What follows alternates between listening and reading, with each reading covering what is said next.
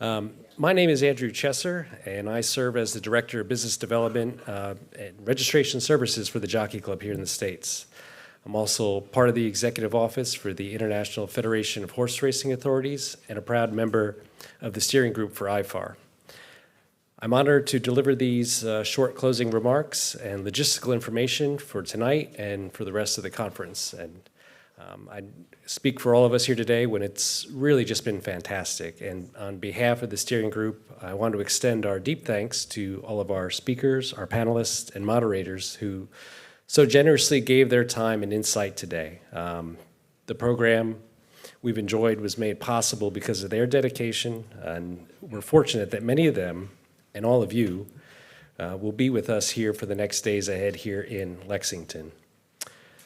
And as we reflect on the progress made for thoroughbred aftercare, it's worth remembering, as has been said a few times today, that it was only October 2015, just under 10 years ago, when Godolphin helped spearhead this effort at the international level.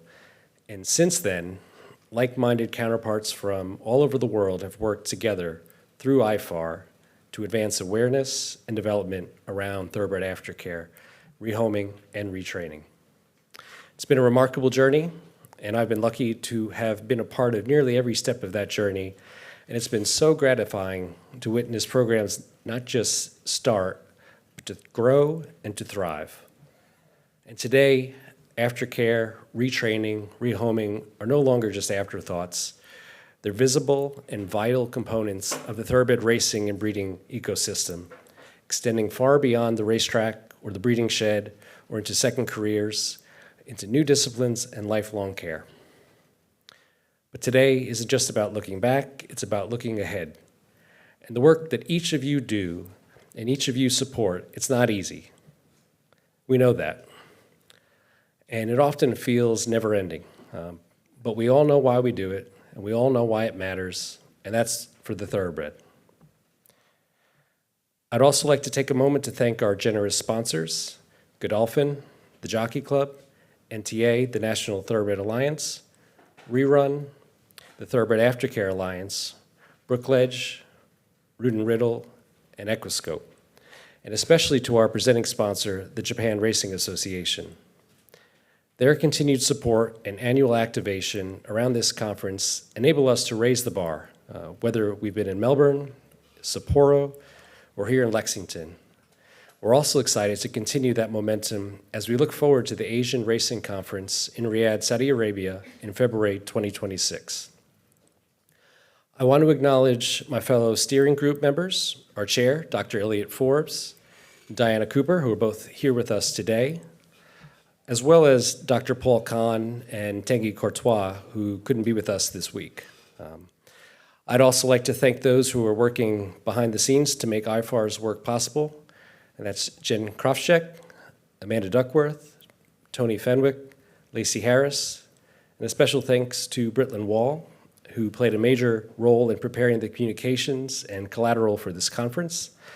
I'd also like to thank the volunteers from the Thoroughbred Aftercare Alliance who are here with us this week, and also would like to thank Spike Coast Farm and Jen Zimmerman from their events team for their coordination and hospitality today. So just a quick round of applause to those who made this event possible.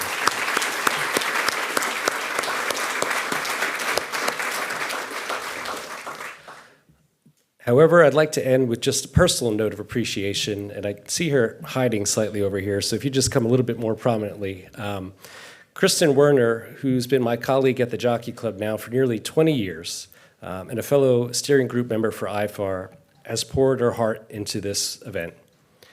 She's a tireless advocate for the thoroughbred and for aftercare, whether it's the Thoroughbred Incentive Program or this global forum, and this week's program is a reflection of that passion. And as conference chair, she's worked morning, day, and night to make it all happen. And at the same time, as many of you may know, just a few weeks ago, Kentucky, we've experienced some awful flooding. And Kristen, her partner, his family, they were directly impacted. And yet, even in the face of that challenge, you've remained fully committed to delivering this incredible conference for all of us here today. Kristen, we can't extend our appreciation to you enough, but we're certainly going to try. From each of us here today, thank you. Thank you again.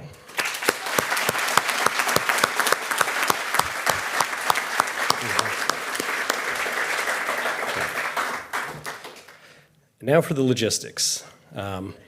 For those who are driving to new vocations and not taking the bus this evening, after parking, head directly to the indoor arena for the start of the tour.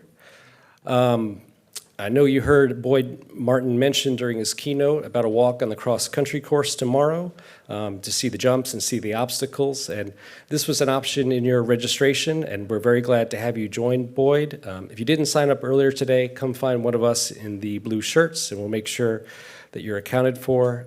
The buses will leave tomorrow from the hotels at 3:30 p.m. for that tour.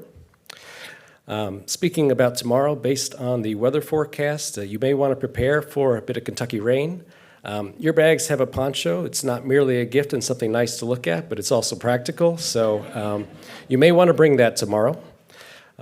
Tomorrow, the buses will leave the hotels at 8 a.m. to CKRH and the Secretariat Center to be there at 8:30 a.m. And we're very lucky to be at Old Friends for lunch and for a tour at midday.